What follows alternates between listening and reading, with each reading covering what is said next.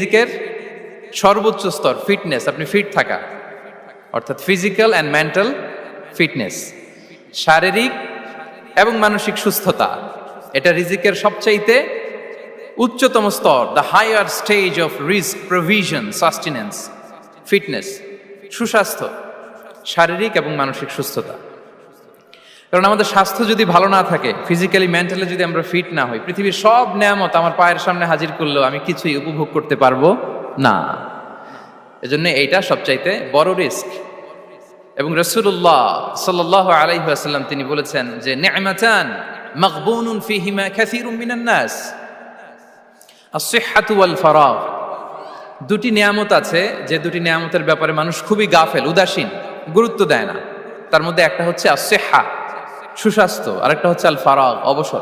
আমরা যখন খুব ব্যস্ত হয়ে পড়ি, নাভিশ্বাস, সময় নাই, খুবই রাশিং,